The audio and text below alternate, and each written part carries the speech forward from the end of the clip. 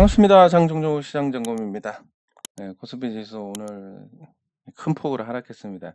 일반적으로 생각할 때 이제 하방 경직성을 기대할 수 있는 자리까지 와서 밀렸다는 것은 뭔가 특별한 이벤트가 생겼다는 거고, 그 특별한 이벤트에 힘을 실어주는지 여부는 외국인 투자자들의 동향인데, 외국인 투자자들이 굉장히 투매에 가까운 매도를 했습니다. 요거는 우리가 조금 심각하게 생각해야 될 문제인 것 같은데, 그래서 북한의 위협이 이제 북한의 위협에 시장이 반응하기 시작했다. 예, 그리고 전쟁 관련주인 스페코가 상한가를 기록했다. 물론 이건 뭐 어디까지나 이제 컨트롤하는 쪽의 마음이지만 뭔가 공감대를 얻을 수 있다는 확신이 들었다는 거기 때문에 요거에 대해서는 조금 심각하게 생각을 해야 될 것 같습니다. 자, 그러면 북한의 위협이 어떻게 돌아가는지, 어떤 형태로 나타나는지를 한번 생각을 해 보고, 이게 이제 우리 시장에 어떤 영향을 줄 것이냐, 단발성이냐, 지속 가능한 부분이냐. 물론 이제 전쟁의 실질적인 발발 가능성이 거의 없기 때문에 당연히 단발이라고 봐야 되겠지만, 요 성격 자체는 굉장히 다르다라고 볼 수 있습니다. 이게 어떤 하나의 일로 인해서 파생된 문제다라고 볼 수 있는데, 그러니까 뭐 제가 말씀드린 내용은 오직 주식 시장에 어떤 영향을 주는 부분에 대한 내용이기 때문에 오해는 안 하셨으면 좋겠습니다. 그리고 이게 잘했다 잘못했다는 상황이 바뀌면 잘한 게 될 수 있고, 또 상황이 또 바뀌면 잘못한 게 될 수 있기 때문에 요거에 대한 비판도 아니고 그냥 있는 그대로를 말씀을 드리겠습니다. 한국이 이제 우크라이나에 이 폭탄을 지원을 했습니다. 예. 굉장히 많은 재고를 갖고 있었고 그걸 주고, 그래서 지금 보면 방산 업체들의 수주가 10 년에서 14 년치가 쌓입니다. 근데 훈련을 하면서 소모되는 물량이 있어야 되기 때문에 요 사이에 10 년하고 14년 사이에 또 추가 주문이 들어갈 거고, 이렇게 되면 거의 뭐 한 20년 정도 괜찮지 않을까. 그래서 이제 제가 방산 기업의 지분을 빌리기 위해 혈안이 돼 있는, 그래서 뭐 그 미팅을 한 데가 요 요거 폭탄 뚜껑 만드는 세안 하이테크라는 회사가 있었고, 그리고 이 풍산에 납품하는 서창이라는 회사가 있었고, 뭐 그런데 이런 상황이 이제 어떻게 돌아가냐면, 이 우크라이나에 폭탄을 지원하면서 러시아는 우리하고 굉장히 좀 우호적인 관계였습니다. 러시아에 우리 기업들이 공장을 짓고 한국의 초코파이가 유행을 하고 한국의 도시락이 또 국민 음식이 되고, 그리고 러시아 우리는 러시아에 대해서 러시아 노동자들, 그리고 구소련 지역의 노동자들이 한국에 들어오면서 노동력을 공급을 해주고, 서로 굉장히 상호간에 괜찮은 관계였습니다. 그리고 러시아의 자원도 우리가 쓰고, 이런 관계에서 이제 우크라이나에 폭탄 지원을 하게 되면서, 폭탄이 아니라 포탄입니다. 포탄. 포탄 지원을 하게 되면서 러시아가 이제 북한하고 가까워지게 됩니다. 물론 저는 이 결정 자체가 잘했다 잘못했다 말씀드리고 싶지는 않고, 다만 단기적으로 봤을 때 조금 아쉬운 결정이 아니었나. 뭐 중장기적으로는 어떤 영향을 줄지 모르겠지만, 그래서 러시아가 이제 북한하고 이 관계를 강화를 하면서 북한에서 폭탄을 가져옵니다. 포탄을. 물론 이제 북한의 포탄은 굉장히 관리가 안 되어 있고 불량품도 많겠지만, 뭐 러시아 같은 경우는 미국이 만약에 이런 걸 쓴다 그러면 문제가 되겠지만, 러시아는 뭐 요런 거 정도는 개의치 않는 이 또 상남자의 국가이기 때문에, 뭐 불발탄이 나서 자국 군인이 조금 죽더라도, 그리고 엉뚱한 데 떨어지더라도, 불발탄이더라도 그중에서 뭐 어느 정도 쓸만한 게 있으면 되지 않느냐, 이런 관점에서 북한의 포탄을 사주고, 그리고 북한에 아마 기술 지원을 한 것 같습니다. 뭐 잠수함에서 쏘는 대륙간 탄도미사일이라든지, 아니면 육상에서 쏘는 대륙간 탄도미사일이라든지, 이 미국을 직접 겨냥할 수 있는 그런 기술을 제공을 했다. 실질적으로 기술을 제공했다기보다는 기술 지도를 했다는 표현이 맞을 것 같은데. 예, 이렇게 되면서 이제 북한은 어떤 생각을 하게 되느냐. 이 북한의 체제는 조선입니다. 뭐 저는 이 조선하고 북한의 체제가 싫을 뿐이지 뭐 공산주의, 사회주의가 싫다 뭐 이런 건 아닌데, 이 조선 같은 경우는 철저하게 이 양반이 그 이하 계층들을 착취하는 구조였습니다. 예, 그게 너무 저는 개인적으로 싫은 건데, 북한도 마찬가지로 이제 김씨 왕조의 나머지 평양 주민들이 부역을 하고 나머지 지역에서 있는 사람들이 노예나 다름없는 생활을 하는, 조선과 아주 판박이 같은 제도를 갖고 있는데, 예, 그러다 보니까 북한이 어떤 공격군을 가진다. 예, 선제 공격을 한다. 이거는 굉장히 어렵다고 보시면 됩니다. 우리 역사에서 이제 대규모 원정을 한 게 이제 용관의 여진정벌인데, 뭐 요때 당시만 하더라도 고려 자체는 지금 이 대한민국하고 비슷한 체제, 지방 호족들이 대기업이라고 하면 여러 호족들의 연합체 성격을 가졌기 때문에 굉장히 국력을 잘 뽑아낼 수 있었습니다. 그래서 윤관이 이제 여진 정벌을 할 때 17만 명이 넘는 정예병을 이끌고 여진족들을 싹쓸이했는데, 뭐 요때도 그랬습니다. 그 약간 셌지만 이 연결성이 있다는 걸 말씀드리기 위한 거기 때문에, 우리 지도가 이렇게 있으면 이제 요 두만강 유역에 있는 여진족, 그리고 여기 완안부라고 나중에 금나라를 세운 여진족이 있는데, 예, 고려가 요 지역을 개척을 합니다. 뭐 함흥평야 일대로 나와 있는데 그거보다는 아마 훨씬 많은 지역일 거고, 이 지역을 개척을 하면서 여진족이 단합을 하게 됩니다. 단합을 하고 친고려 성향의 여진 부족들에 대해서 뒤통수를 쳐버리면서 고려 조정이 이 추장들을 불러가지고 400명을 불러가지고 그 자리에 싹 죽여버렸습니다. 그러니까 친고려 성향의 여진 부족들이 다 이 완안부로 붙게 되고, 그러면서 여진족이 단합을 해서 금나라가 생겨서 송나라가 남쪽으로 밀려가고 요 나라가 망하게 되는 이런 어떤 나비 효과가 생겼습니다. 그러면 이 당시 이 결정에 대해서 여진 정벌을 했던 이 결정에 대해서 굉장히 잘못됐다라고 할 수 있는데, 시간이 지나고 보니까 여진족이 고려하고 한판 붙어보니까 너무 힘들더라 그때. 그래서 그 이후로 금나라가 생겨서 중원을 제패한 이후로도 고려에 단 한 번도 침략을 하지 않았습니다. 그래서 지나고 보니까 괜찮네, 잘한 거네, 이렇게 될 수 있기 때문에 지금도 마찬가지로 장기적으로 봤을 때 잘한 게 될 수도 있습니다. 그래서 요거에 대해서는 평가를 좀 미루는 게 맞을 것 같은데, 어쨌든 당장은 이제 북한이 이 미국을 직접 타격할 수 있는 수단을 확보를 했고, 그리고 두 번째, 그리고 한국에 대해서 아무리 공군력이 밀리고 해군력이 밀려도 이 장사정포로 수도권을 때릴 수 있다. 어떤 경우라도 그것도 수만 발을 쏟아 부어버릴 수가 있습니다. 이 두 가지를 충족을 한 상태에서 이 사고력이 낮은, 왜냐하면 그 스위스의 유학 당시 김정은에 대한 평가가 뭐 거의 바보였다라는 평가가 많기 때문에, 그러면 사고력이 좀 딸릴 것이고, 그리고 아직 젊으니까 또 이 혈기가 있을 것이고, 여기다가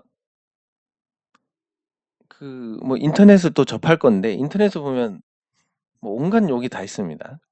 김정은에 대한. 그러다 보니까 거기에 대한 어떤 앙심도 있을 것이고 등등, 제가 생각할 때 이것도 굉장히 큰 영향을 줄 것 같은데, 인터넷에 욕하는 사람들. 그래서 이걸 종합적으로 봤을 때 지금 북한의 위협에 대해서 전문가들은 심상치 않다라는 평가를 내리고 있습니다. 근데 이 심상치 않다라는 평가에 대해서 저는 개인적으로 생각하면, 이 평가를 내린 사람들을 면면히 살펴보니까 어떤 사람은 북한에 한 30번 정도 방문한 사람이고, 어떤 사람도 북한하고 굉장히 우호적인 관계에 있는 사람이고, 그래서 요거 자체가 이 분석이 맞다라는 걸 저는 뭐 크게 신빙성이 높은 주장이라고 생각하지는 않습니다. 다만 돈은 거짓말을 하지 않기 때문에 이건 굉장히 좀 문제가 있는 게 아닐까, 요거는. 그래서 제가 어제까지만 해도 북한에 대한 내용에 대해서 크게 관심이 없다가 외국인이 이렇게 매도하는 거는 사실 지금 상태에서 이유가 하나밖에 없기 때문에 심지어 이제 이 환율을 보면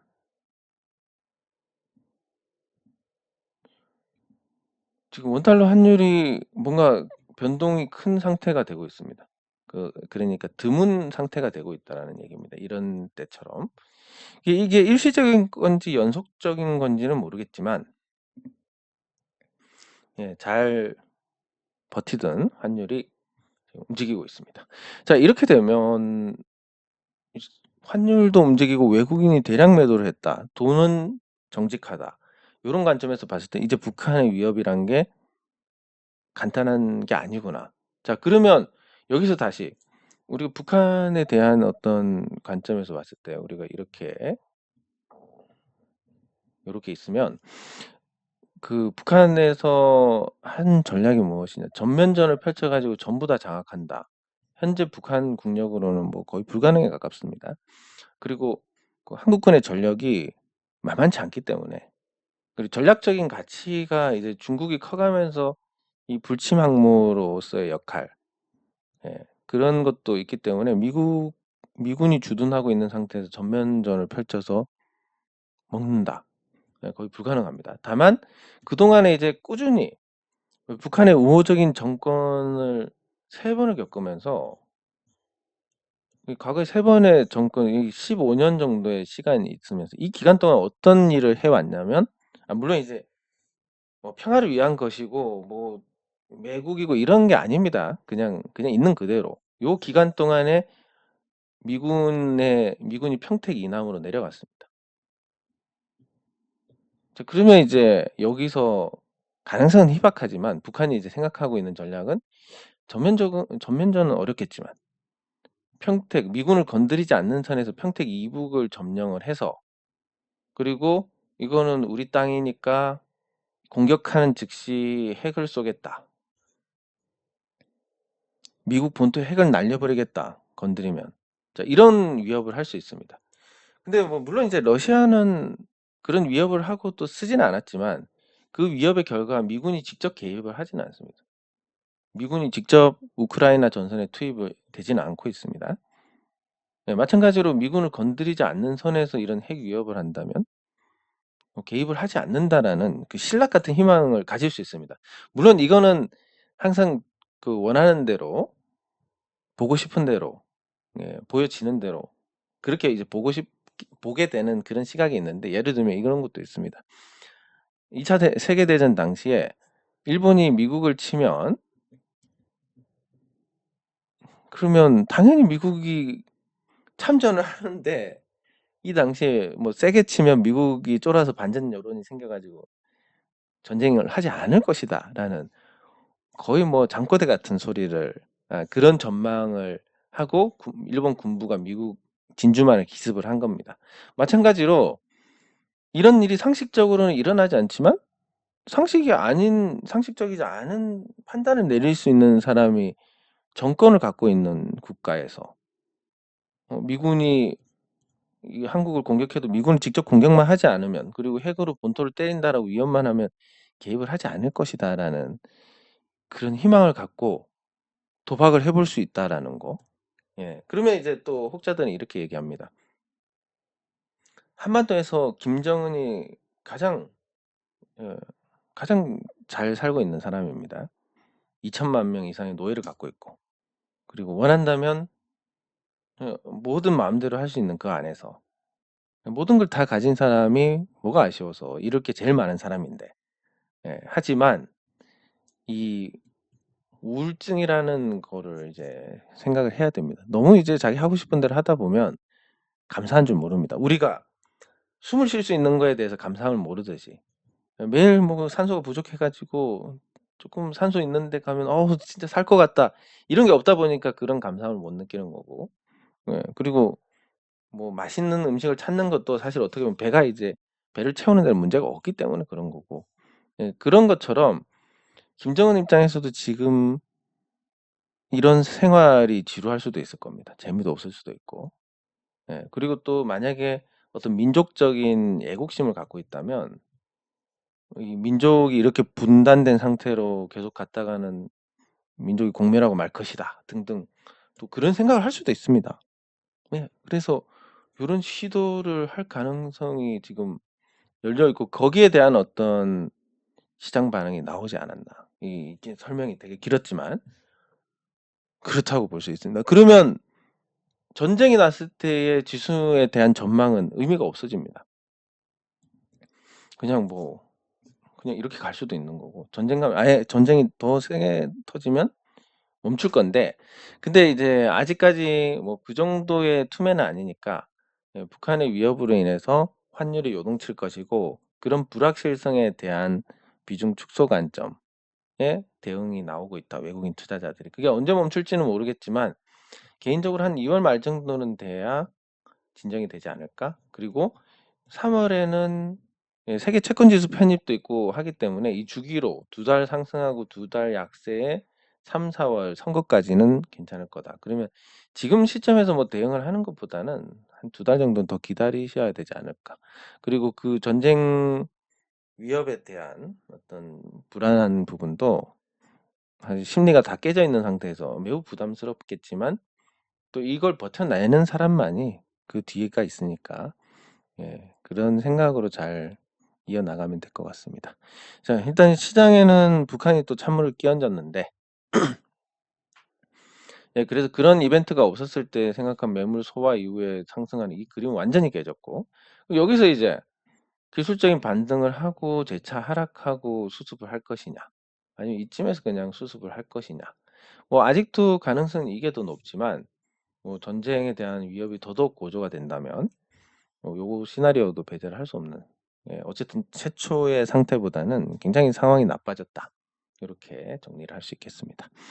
자 그러면 이제 전쟁 관련주 스ペ코는 뭐 당연히 다른 종목들처럼 테마성으로 반응을 했고 이 테마성으로 반응을 했다. 그리고 그동안 올랐던 종목들이 대형주기 때문에 대형주들은 이제 하락하는 거 각오해야 되고 뭐 삼성전자 같은 경우는 오늘 일간 매도까지 있었기 때문에 더더욱 재미가 없을 것이다. 이게 좀 오래 갈 것이다, 재미없는 상태가. 안타깝게 짝이 없는데 그게 뭐 다른 종목보다 삼성전자가 특히 안타까운 것은 예 240만 명 정도의 주주가 있고 그 주주들이 상당수는 이 시점에서는 대부분 수익이었을 것이고 많은 분들이. 그걸 놓치고 이렇게 됐기 때문에 다음번에 올라가면 이제 팔게 됩니다. 매도가 굉장히 강해지는.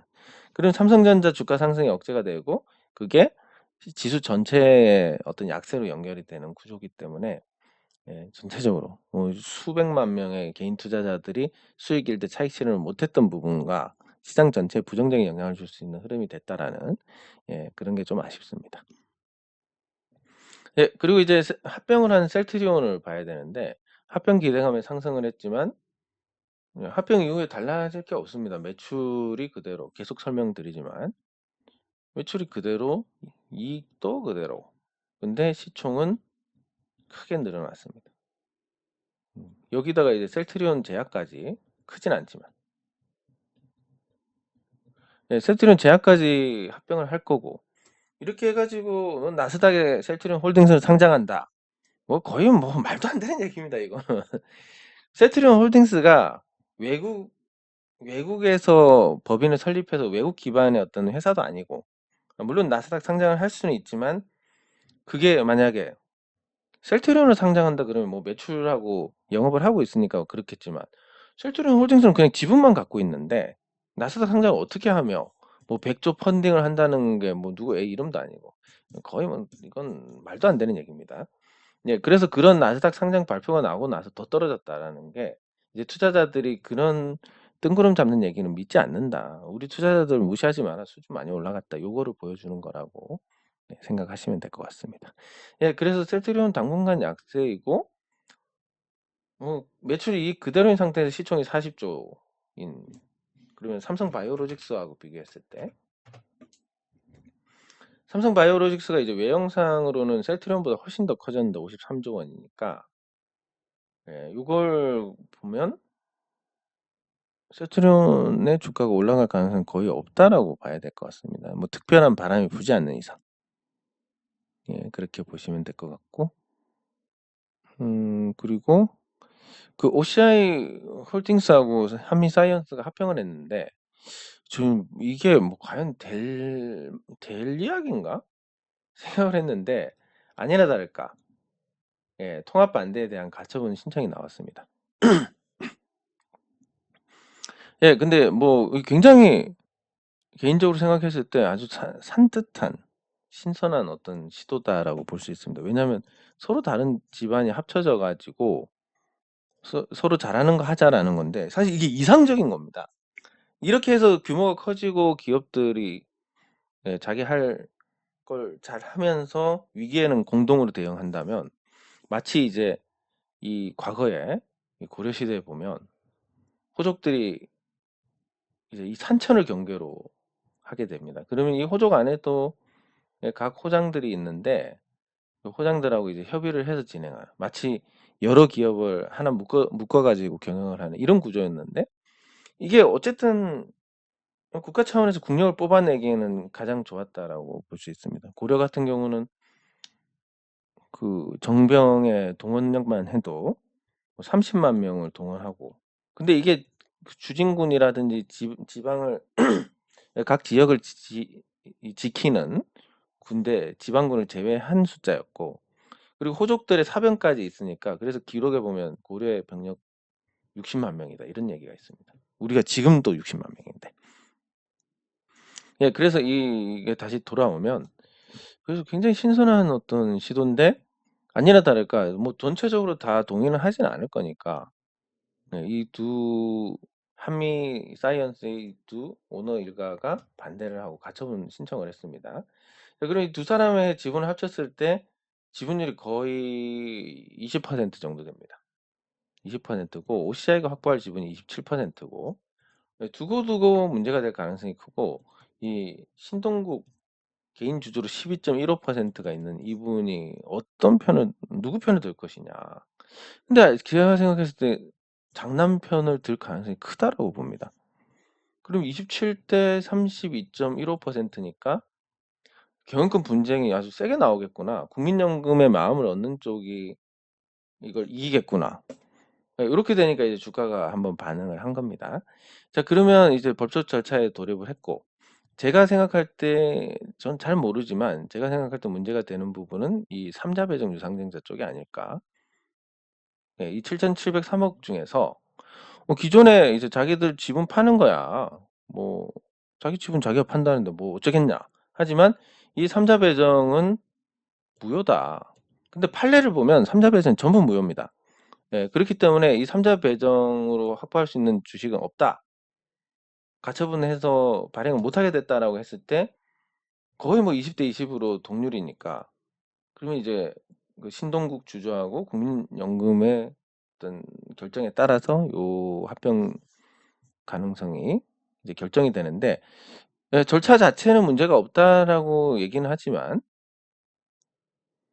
근데 뭐 갑자기 이걸 발표를 했기 때문에 예, 갑자기 했기 때문에 이게 과연 조용히 예, 성사가 될까? 예. 그럼 좀 뭐 한미약품 쪽에서 아니 그 한미약품 오너일가 합병을 추진한 쪽에서는 어, 그렇다고 하지만 뭐 제 개인적인 생각으로는 요 합병 자체가 당장 저 사람들을 포용하지 않으면 불가능하지 않을까. 가처분도 받고 경영권 분쟁이 생겨서 예, 이 의사결정에 대한 가처분도 신청을 해버리면 일단 저게 무효라기보다는 그 유효성이 유보가 될 가능성이 크니까 거기에 따른 어떤 변수가 많다라고 볼 수가 있습니다. 예, 그리고 항상 경영권 분쟁은 어떻게 보면 가장 합법적으로 주주의 의결권에 대한 가치가 부각되는 거기 때문에 예, 주가 자체로는 이 한미사이언스 같은 경우는 지금 반락을 많이 했지만 한미사이언스는 예, 그 경영권 분쟁 이슈로 주가가 일반적으로 있어야 될 자리보다 높게 있을 것이다 라는 거 예, 그런 긍정적인 주가 측면에서는 긍정적인 영향을 줄 수 있을 것이다라고 보고 있습니다.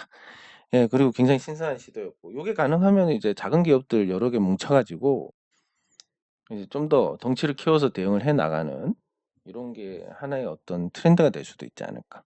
예, 그렇게 되면 주식 시장에서 저평가주가 사라지고, 그리고 이제 정부가 뭐 이 주식 시장에 대한 세제 개편의 의지가 있고, 그게 선거 전에 구호에 그치면 할 수 없겠지만, 만약에 진짜 의지가 있다라고 하면 뭐 상속세 폐지하고 이런 일들이 생기면 주식 시장 할인 요인들이 다 사라집니다. 예. 그러니까 조금 거기에 대해서도 실현 가능성은 낮겠지만 선거 전까지는 계속 이슈가 될 수 있으니까, 요 경영권 분쟁과 관련된 종목들에 대한 관심은 계속 유지하는 게 맞지 않을까 싶습니다. 네. 장 종료 후 시장 점검은 여기서 마치도록 하겠습니다. 수고하셨습니다.